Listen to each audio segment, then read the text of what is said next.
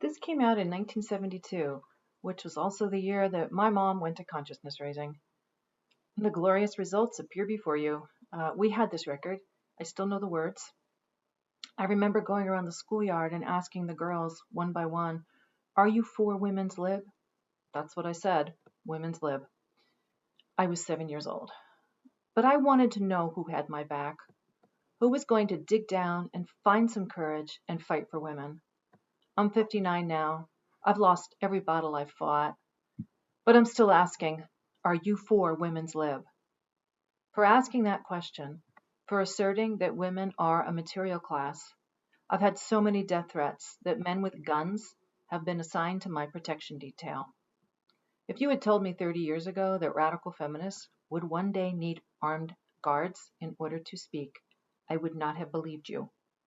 And it's not the government that wants me dead, not the pornographers or the pimps, and not right-wing ideologues. It's entirely men on the left, specifically men who call themselves transgender. How did we get here? Well, you've heard of speed dating? This is speed revolution.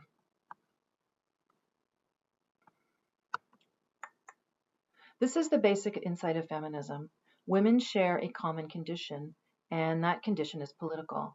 It's not bad luck, it's not choosing the wrong man, it's not created by evolution, and it wasn't ordained by God. None of these horrors are inevitable, which means that for male dominance to continue, every generation of boys has to be molded into dominators. Being a real man requires a psychology of entitlement, emotional numbness, and a dichotomy of self and other. Female socialization is a process of psychologically constraining and breaking girls, otherwise known as grooming, to create a class of compliant victims. Across history, this breaking has included so-called beauty practices like female genital mutilation and foot binding, as well as the ever-popular sexual abuse. Femininity is just the traumatized psyche displaying acquiescence. Gender demarcates the geopolitical boundaries of patriarchy. It divides us in half, but it's not a horizontal half. It's vertical. Gender is not some cosmic yin and yang. It's a fist and the flesh that bruises. It's a mouth crushed shut and a girl who will never be the same. Without feminism, the realities of women's lives are unspeakable. Each woman cut adrift in a hostile, chaotic sea. Apply the words sex class, and that chaos snaps into a sharp pattern of subordination, from the small daily insults to body and soul, to the shattering traumas of incest and rape.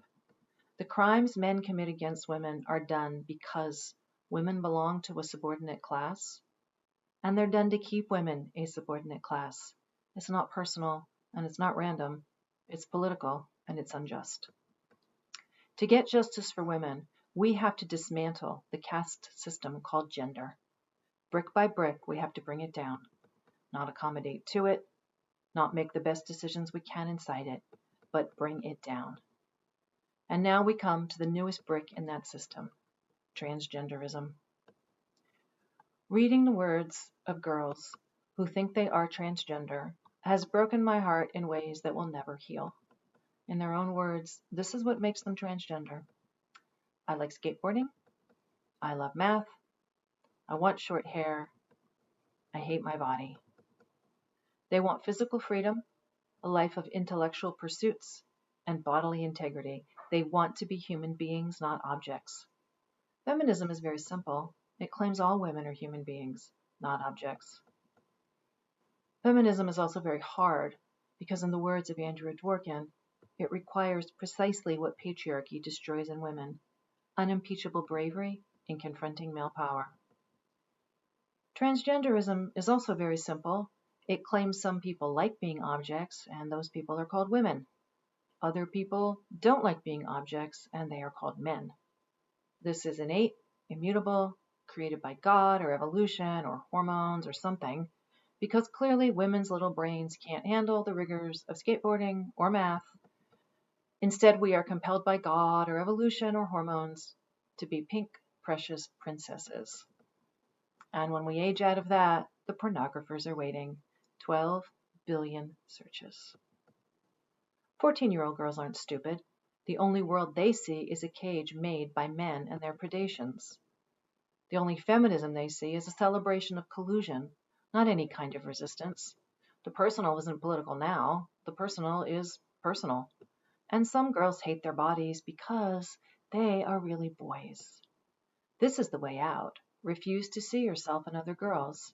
Deny the caste you all inhabit and the system that puts you there. You are a human being, they aren't. Any route to sisterhood, any rumor of female solidarity, any last whisper that once there were women who were warriors is gone. In my teen years, we punished our bodies with eating disorders and self-harm, and yes, those spread by wild social contagion. Those practices have now been medicalized and institutionalized. Your doctor will take care of that horrifying female fat with chemical injections, and your surgeon will do the cutting for you. And most of the girls who are shunted down that path would grow up to be lesbians. It's the gay and lesbian kids who are being transed. Young lesbians are being gutted of their uteruses, their ovaries destroyed, their breasts sliced away, and their vaginas atrophied, all before they can vote. Free to be you and me through chemicals and surgery. They should be our next generation of warriors, and instead the battlefield is their female flesh. The loss is not just individual. Lesbians are always the beating heart of women's liberation. Every so often, lesbianism and feminism come together for a brief moment, and there's an explosion across the culture. Women make progress when women love women. It really is that simple. Lots of people are bewildered about where this movement has come from. I see three main tributaries that built to this flood. The trans triumvirate. Magnus Hirschfeld, born in 1968, he was a German doctor and sexologist. This is one of his books, published in 1910. Nothing has changed about these men. Hirschfeld invented the word transvestite and also knew it wasn't adequate. The word he needed was autogynephile, but that wouldn't be invented for another 70 years. But he knew the sexual obsession with being female that took over these men's personalities and their lives, because he was a crossdresser. He was an AGP, and he was gay. This is where I disagree with Ray Blanchard, who coined the term autogynephile. Blanchard thinks there's a bifurcation between gay men and autogynephiles. I don't agree. There are too many gay men who are also autogynephiles. I think AGP is the overarching category that then bifurcates between gay and straight. Regardless, for the first 50 years, transvestism was understood to be a sexual fetish. Then his colleague, Harry Benjamin, brought his ideas to America. Now, the dude was a total nut job. Benjamin's 1966 book, The Transsexual Phenomenon, he asserted that transsexualism is not a psychological issue, but a somatic disorder that could only be treated through medical intervention. Benjamin invented the affirmation model of quote treatment, which is now wrecking thousands of gay, lesbian, traumatized, and confused youth around the world. Understand that up to that point, no one had theorized a mystical essence that could get trapped in the wrong body. Benjamin wanted to insert a narrative that transsexualism was caused either by biology or that it was psychological and fixed in early childhood. Either way, it couldn't be changed. And the solution was medical intervention into perfectly healthy bodies.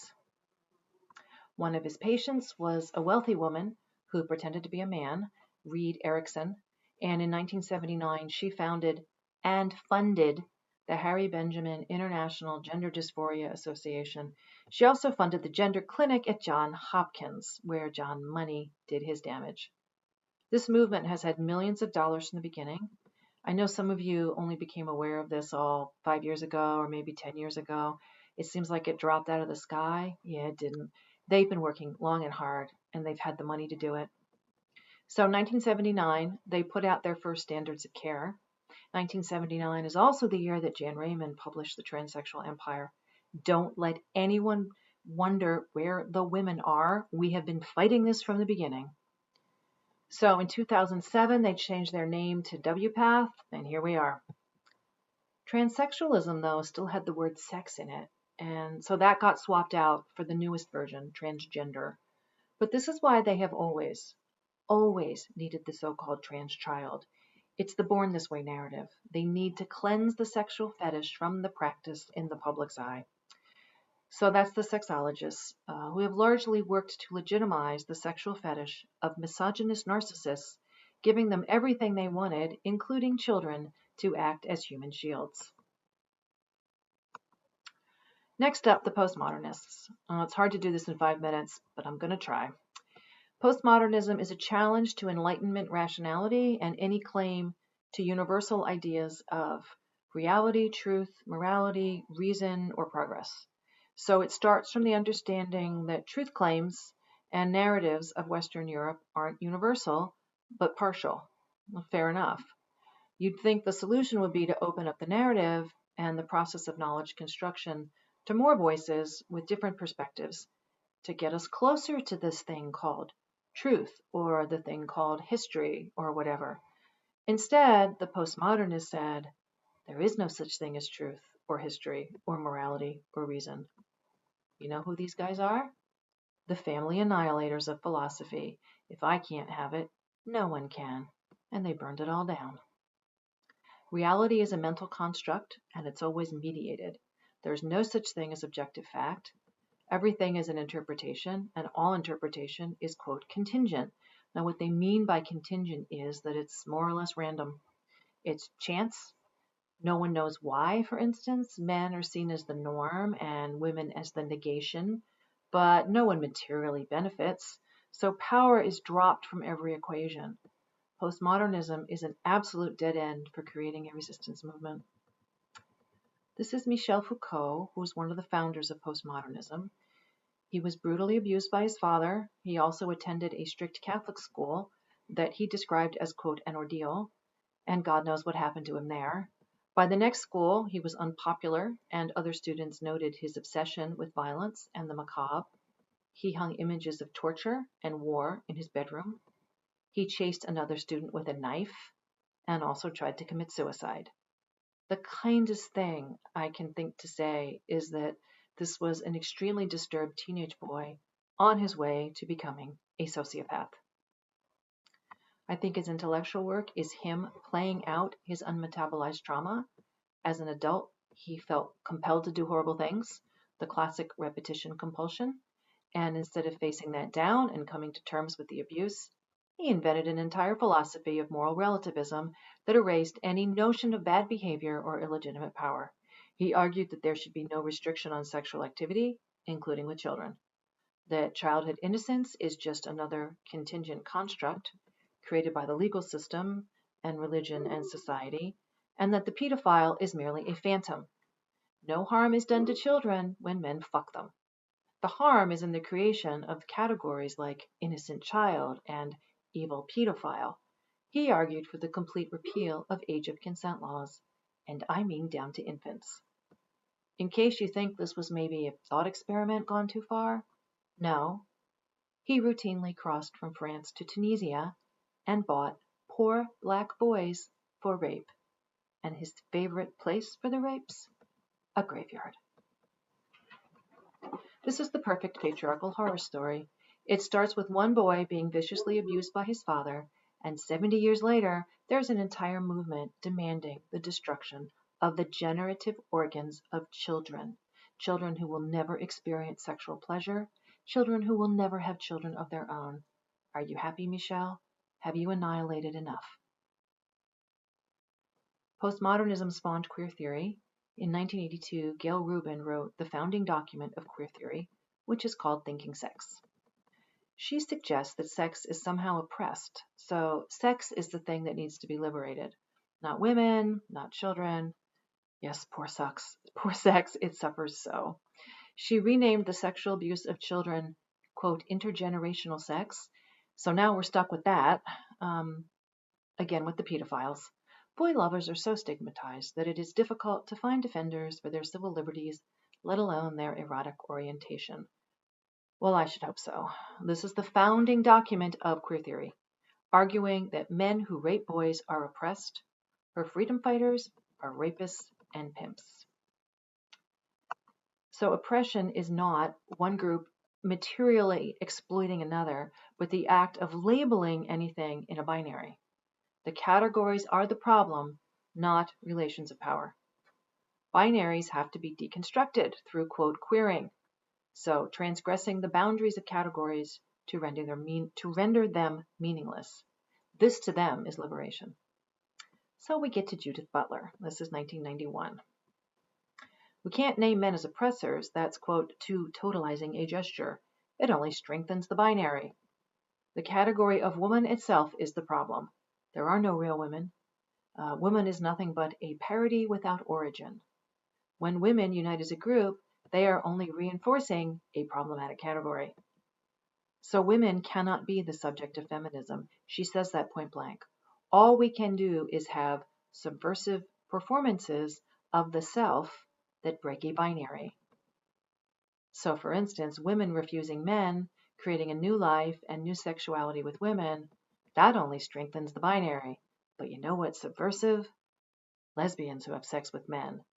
That's what she says, because that queers the category of lesbian. Butler destroyed the possibility of feminist resistance for an entire generation of women. She's barely understandable, but she did do that. What's organizing? Well, you make common cause with the people who share your condition. But that is impossible when women don't exist, and when noticing that they might only strengthens that big bad binary. If you're still wondering why there are so many of these men all of a sudden, there is an answer. Pornography. I did click through so you don't have to, and I'm not going to inflict on you what comes next, but I will tell you there was one woman being choked, one woman having her head yanked back by her hair, a woman crying in pain, on an endless page of women being objectified, hurt, and sold for fun. And there's 13 billion search hits for this. Men are now saturated in the sexuality of pornography, in sex that is about power, not love, about cruelty, not care, about violation instead of connection. And some of them are going to find the subordinate role arousing. The porn industry is churning these guys out like tribbles. This is what men are doing to themselves with porn. That's what they think a woman is. In real life, these are the images that women are drowning in, a relentless display of women reduced to body parts, turned into objects, willingly abused, and loving it. That is the landscape of the mass media, only it's more like a hellscape. This is what women are fighting against to assert our humanity. How many of these photos do we have to see before the pattern is clear? This is what women are. This is what women are for. Here's the bargain basement version. He hasn't inserted any plastic into his face, but it's the same thing. There's so many versions of this, millions of photos. Does it get any clearer when you see grown-ass men dressed as sexy schoolgirls? Or ballerinas? Or adult babies? If you don't think this has real-world consequences, ask me about David Challoner in the Q&A. And this is what is waiting for them, an entire genre called sissification, or, quote, forced feminization porn. I don't have the heart to make you look at this.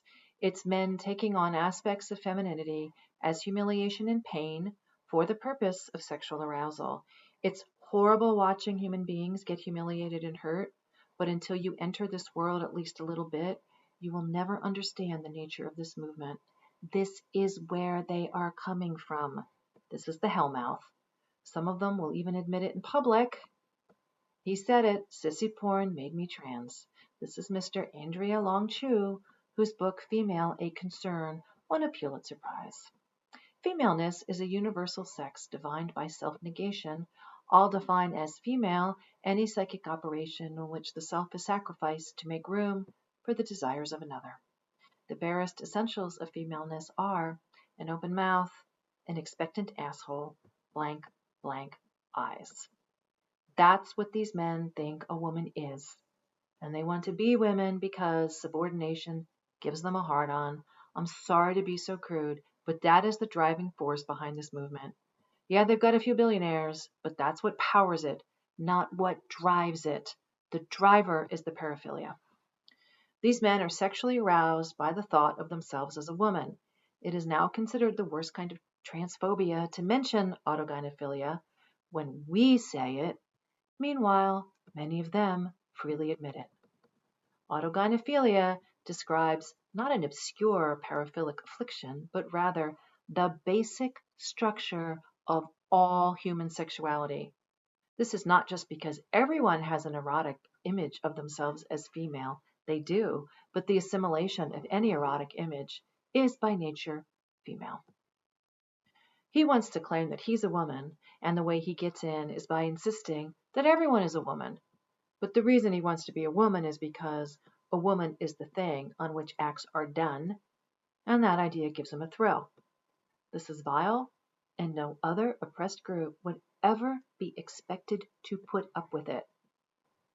And if you think Mr. Andrea is a one-off, this was in the New York Times. So, because some men find the word woman offensive, the New York Times has decided, quote, individuals who have receptive vaginal sex is a reasonable replacement for the word woman.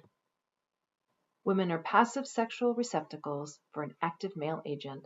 This matches rather precisely how Mr. Andrea defines woman, and it is, of course, the entire endless point of pornography. Or as Catherine McKinnon said so succinctly, man fucks woman, subject, verb, object. You're allowed to be angry at this. You don't have to keep being nice. One reason we are losing this war is because women refuse to face the nature of these men. Oh, these poor dears suffer from gender dysphoria. No, they don't. Their suffering is entirely self-inflicted. They are obsessed with their subordination fetish to the point that it takes over their personalities and their lives, and they don't care who they destroy in the process.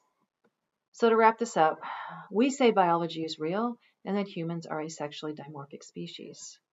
They insist that biology is a social construct because suddenly, after 2 billion years, sex is a spectrum and something about seahorses. We say gender is women's oppression, and we've got centuries of mutilated feet, genitals, and rib cages to back us up. They say no, gender is great fun. The only problem is we don't get to choose between the dominant and subordinate roles. And some men really want the submissive role, and they are enraged when they are denied. The name for that is aggrieved entitlement. Take that home, you're going to need it. Our solution is to dismantle male supremacy. Their solution runs into trouble. They know that biology is not a story humans made up. They can't dismantle it. The best they can do is to stop anyone from talking about it. Our best outcome would be women's liberation. Their best outcome? Well, women are losing the ability to talk about sex-based oppression since sex doesn't exist. The women on the front lines are, as ever, the least of us. Women in homeless shelters, in prisons, in battered women's shelters are being forced to share intimate spaces with men who claim to be women. The dignity and safety of the most vulnerable women have been weighed against the feelings of sexual predators, and the feelings of those men have been declared more important. Feminists warned where this would end, and now here we are. I want everyone to imagine the terror of being locked in an 8 by 10 cell with a rapist. This is happening to women. Ultimately, the genderists want to liberate men's sexual fetishes. This is a men's sexual rights movement, and for that, they need women's subordination. We expected authoritarians from the right. We weren't prepared for it from the left. Women have lost their jobs, they've lost their careers, they've lost publishers, they've lost custody of their kids, and they've been physically assaulted. The most basic facts of biology are now considered hate speech, which means the reality of women's lives is back to being unspeakable. The worst part is, no one believes us. Civic institutions that were built as a bulwark against power are crumbling. The ACLU has actively tried to keep citizens from accessing Freedom of Information Act requests. The American Booksellers Association has declared a feminist book, quote, hate speech. Journalists are afraid of losing their jobs. If all of this doesn't chill you, nothing will. At Harvard, a professor is in trouble for saying pregnant women. Academia has fallen, though Hogwarts still stands. And people I counted as friends and comrades just want to keep their heads down so they can keep their jobs, hoping that the fever will break because this can't go on. Well, it can. That's the thing. It can get worse. I'm asking the same question now I did as a child. Are you for women's liberation? I still want to know who has my back. I want to know who's going to find that unimpeachable courage and confront male power. And if we can't do it for ourselves, we have to do it for her, because there is no one else to do it. So one more time, are you for women's lib? Thank you.